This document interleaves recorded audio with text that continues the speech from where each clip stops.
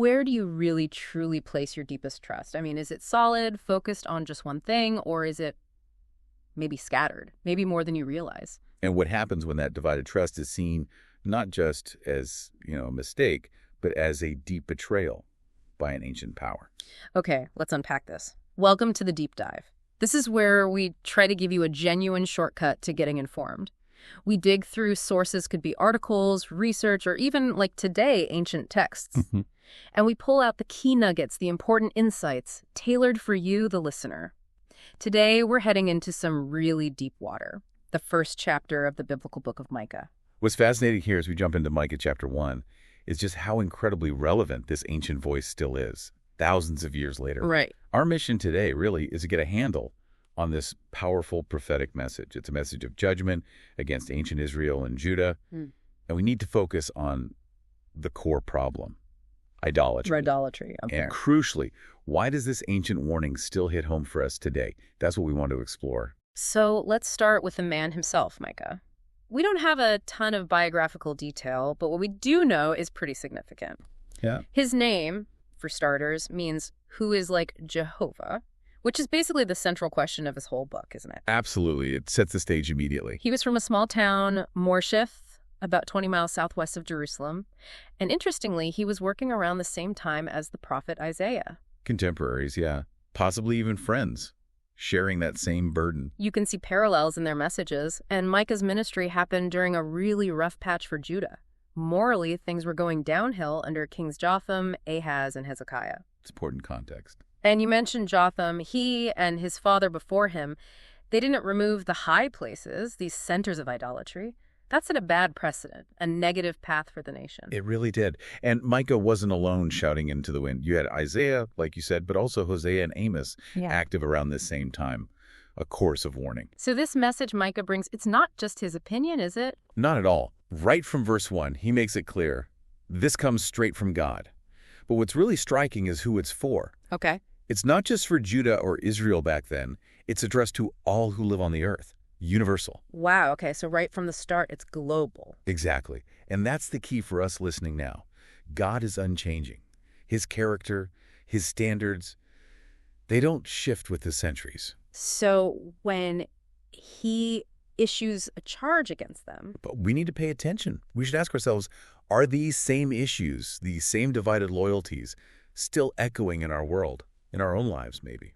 That really sets the stage for what comes next, which is incredibly dramatic. Micah chapter 1, verse 3, imagery is just so powerful. It is. God coming out of his place, and specifically to tread on the high places of the land. This isn't subtle. No, it's forceful. It's active intervention. He's coming down to personally stomp out this idolatry. And here's where it gets really interesting. The reaction of the earth itself. Yeah. Verse 4. Yeah, the cosmic response. Mountains melting like wax near a fire. Valleys splitting wide open like water pouring down a cliff.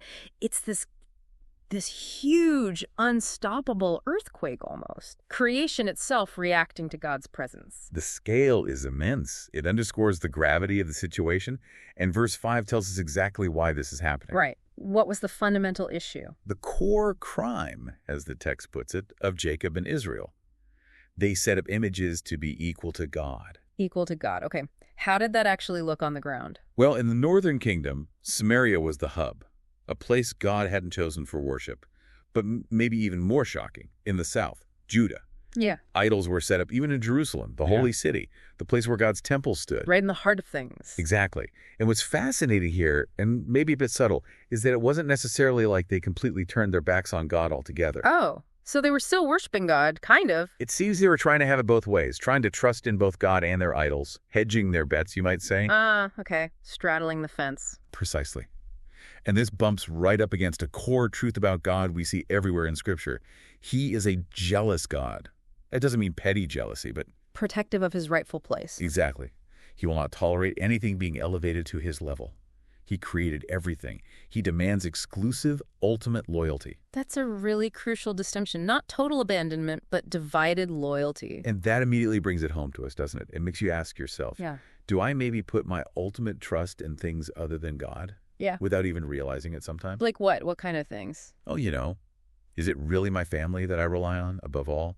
My job security? What about my savings, my retirement account? Even good things. a respected leader, a pastor. So are we maybe doing the same thing as Judah, splitting our trust between Jesus and our own plans, our own efforts, our comforts? It's a challenging thought because here's a core insight from this passage, I think. Real faith, true, unadulterated trust is only really faith when it's all you have. Wow. Say that. Real faith is only faith when it's all you have. When you start diversifying your ultimate trust, putting a bit here, a bit there, you inevitably water down your genuine faith in God. It's a call to examine our hearts, really. Okay, so the charge is divided loyalty, trying to serve two masters. And the consequences Micah describes for Samaria, the northern kingdom, they are just brutal. Devastating. Yeah. Verses 6 and 7 paint a picture of utter ruin.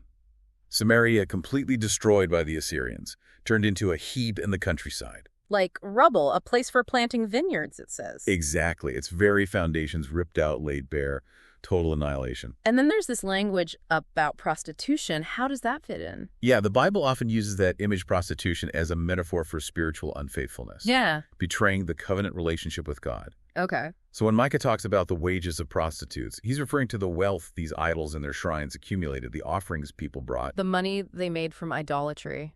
Right. Ill-gotten gains, spiritually speaking. And the judgment.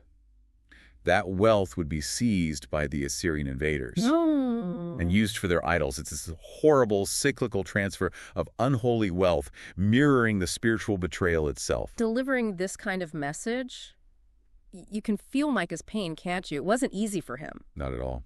Verse 8 is heartbreaking. He describes himself howling and wailing, going barefoot and stripped, acting almost out of his mind with grief. Is that just his personal reaction, or is there more to it? It's both, I think. It's genuine anguish, but it's also prophetic sign acting. His actions were a visual, visceral warning to the people of the shame and the slavery that was coming. God often uses deeply feeling people to deliver his toughest messages. And the grief gets even worse, doesn't it? Because it's not just Samaria. That's the devastating blow in verse 9. Micah cries out, "Her wound cannot be healed," talking about Samaria, and now it is coming to you, to Judah as well. It's spreading south. Right to his own people, reaching even to the gate of my people, to Jerusalem itself. You can imagine the agony.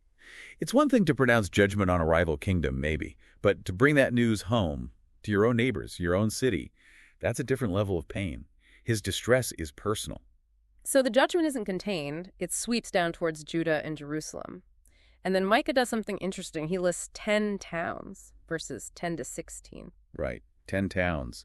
And number 10 in the Bible often signals a kind of earthly completeness. So this isn't just a random list. Likely not. Yeah. It seems to paint a picture of the complete judgment covering the whole nation. A comprehensive sweep, no area spared. And the names of the towns themselves often play into the prophecy, right? Like wordplay almost. Exactly. It's quite powerful. You mentioned Gath earlier. Its name means wheat town. But ironically, Micah tells them not to weep openly, not to let their enemies, the Philistines, see their sorrow and gloat. Then there's Beit Lafra, house of dust. And they're told to literally roll in the dust, a sign of deep mourning and repentance. Shafir, meaning beauty town. Its beauty will be stripped away, replaced by shame. Sanan, march down. They won't be marching out to fight. They'll be hiding in their homes. And Lachish, now we get special attention, southwest of Jerusalem. Why Lachish? Micah calls it the beginning of sin for Zion, for Jerusalem. Apparently, this is where some specific forms of idolatry, maybe even sun worship involving horses and chariots, first took root in Judah. So it was like an entry point for this corruption. Seems like it. And the tragic irony is that the very things they may have trusted in chariots and horses won't save them. They'll end up giving the town's wealth over to the Assyrians as a kind of parting gift, or dowry to their conquerors. It's just layer upon layer of judgment. What about Adullam? That name sounds familiar. It does. That's where David hid in caves when he was fleeing from King Saul. And Micah says the glory of Israel, meaning its leaders, will flee and end up in caves like at Adullam, hiding in disgrace. A complete reversal of fortune, a heartbreaking tour of national collapse. It really is. It emphasizes that the consequences of turning away from God aren't abstract. They hit every town, every community. It's total. And then comes the final, really chilling detail in verse 16. What's that? The invaders, the Assyrians, would take the young people first, the children. Oh, that's awful. Micah tells the parents, the remaining adults, to shave the hair from your head. Make yourselves as bald as vultures. It's this extreme sign of mourning for their precious children dragged off into exile. Bald like vultures, a stark image of loss. It is. And this raises an important question, I think, that echoes through time. What does it say about a society when its collective spiritual choices lead to the most vulnerable, the children suffering the first and perhaps harshest consequences? That's heavy. It really makes you pause. So what does this all mean? Wrapping our heads around this deep dive into Micah chapter 1. It's been intense. It has. We've seen this powerful message about the consequences of, well, not trusting God completely, this divided trust, and how God's stance against anything taking his rightful place, it just doesn't change. That's the core of it. It's ancient, yes, but the principle is timeless. Ultimate loyalty can't be split. It demands our all. Which brings us back to that challenge you raised earlier. Indeed. Micah's indictment of idolatry back then, where people tried to lean on God and their idols. Yeah. How does that challenge your understanding of real faith today? Yeah. In a world where idols aren't usually stone statues, Right. where does your ultimate trust, your deepest reliance, truly lie? Is it solely on God? Or are there maybe subtle high places in your life? Things like comfort, security, your reputation, maybe even your own abilities or ambitions. Things that subtly compete for that number one spot that belongs only to God. That's definitely something to mull over, a real challenge. It's a profound question, worth carrying with you long after we finish talking. Absolutely. Well, thank you for joining us on this deep dive into Micah's powerful opening chapter. We really hope it sparks some thought, and we encourage you to continue exploring these deep, important themes on your own. Thanks for listening. Until next time.